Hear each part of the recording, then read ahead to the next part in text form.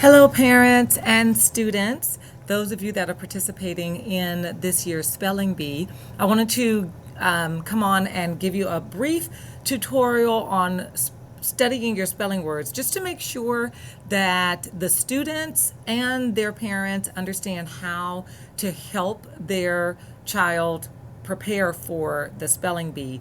And since we have such a large number of participants, we are going to have a preliminary bee, and that was provided on the packets that were sent home to you. At the top of it, you have the date for the preliminary bee on November 1st and the school bee on November 20th.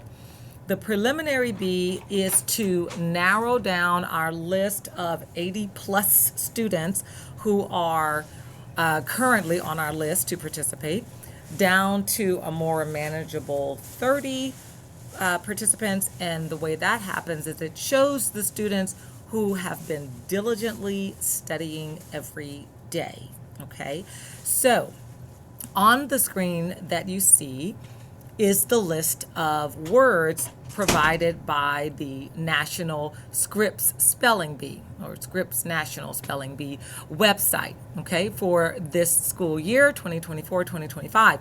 And it's 4 pages long, as you can see here. All right.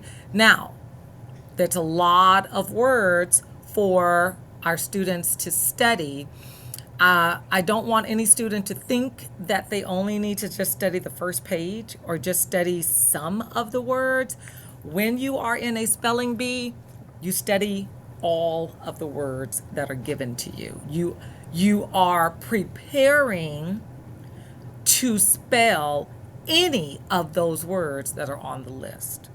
Okay, so that means all the way from the first word deep all the way down to any of these words here, psychometry or effectual or Olympics.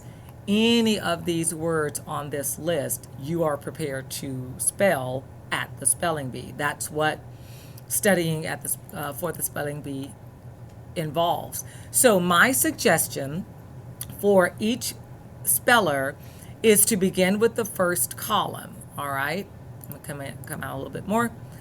All right, let me hide this. There we go. Okay, so you have these words here in this first column, from the word deep down to the word green. Every speller should check their understanding of these words and make sure that you know how to spell these words, that you know how the word is pronounced, and you know how to spell the word.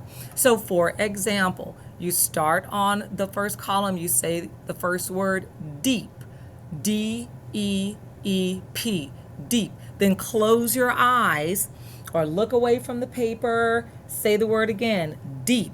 Picture the word in your head. Picture how it looks on the paper. Say the letters, D-E-E-P, deep. Open your eyes or look back at the paper, check and make sure that you have said every letter there. Then go on to the next word, happy, H-A-P-P-Y. Close your eyes, picture it in your head. See the word happy in your head. Say happy, H-A-P-P-Y,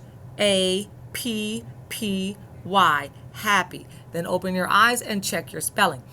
That is very important, that you visualize the word. You look to see the word and each letter in your head, because that is something that you would do the day of the spelling bee. When you come up to the microphone and you're given your word, you are able to take time, think about that word, see the word.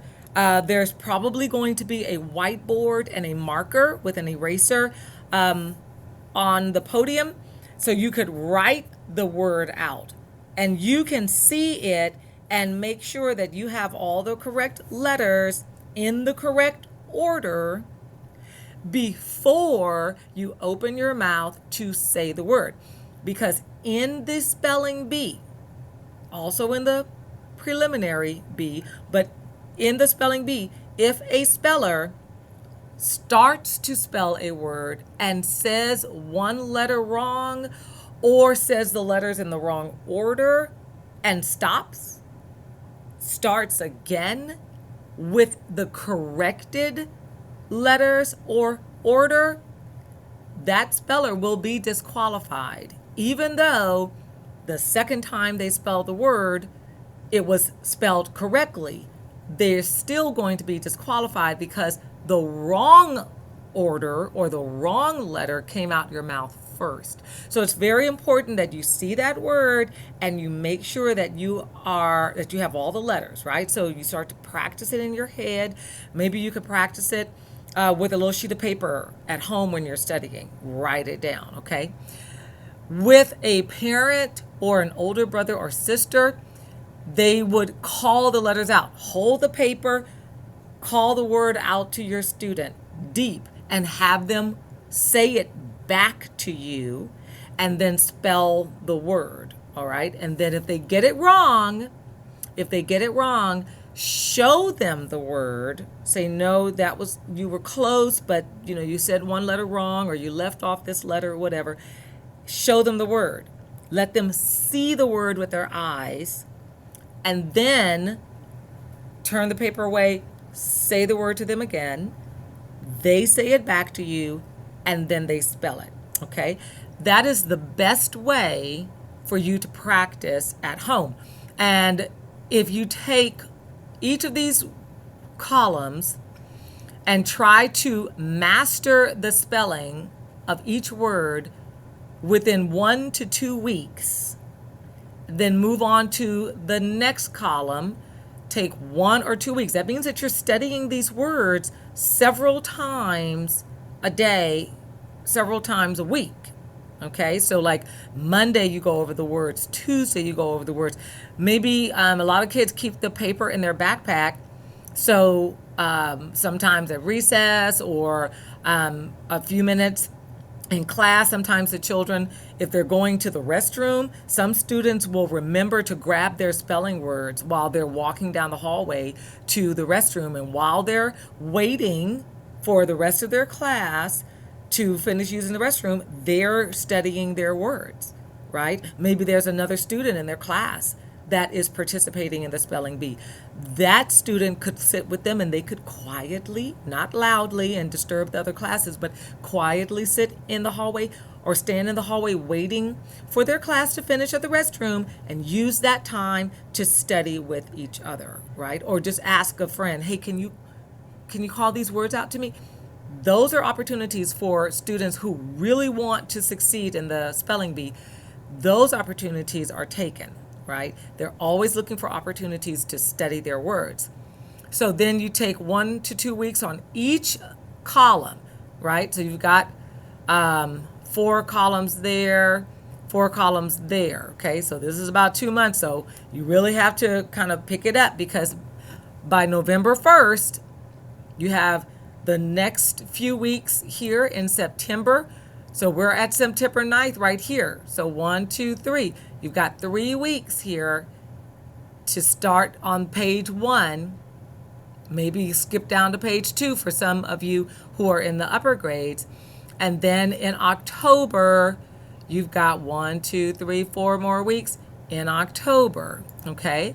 So I would strongly suggest that you really try and take 1 or 2 columns a week. 1 or 2 columns a week. Study as many as you can because I do pull from all sections. Okay, I pull from all sections. I do normally start with easier words and then I advance. So as you last through the bee, the words will get more challenging, okay? So most of the time, I will start with some of the easier words because the district level will do that. They will often start with words at the beginning of the list and they will go on.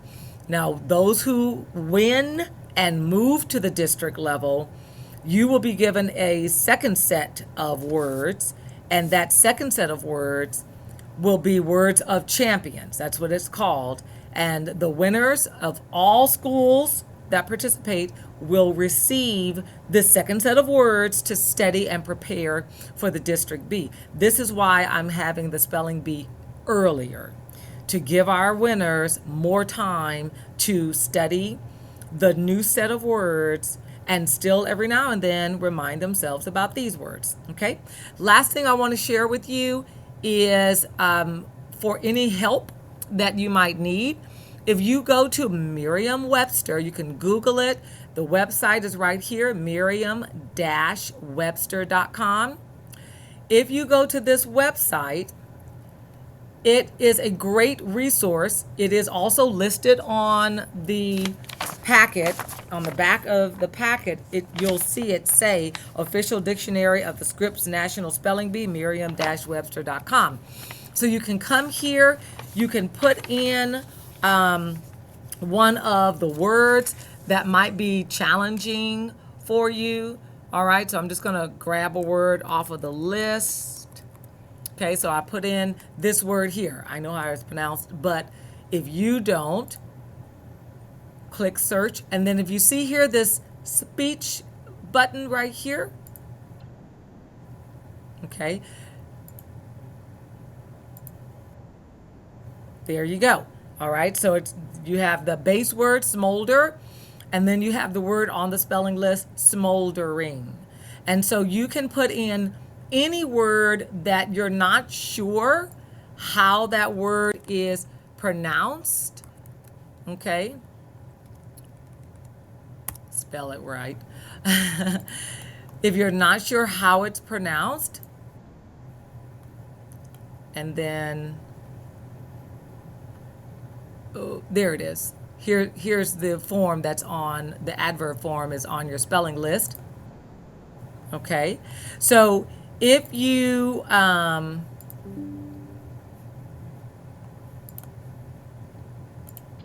there you go, you can hear it a little bit better.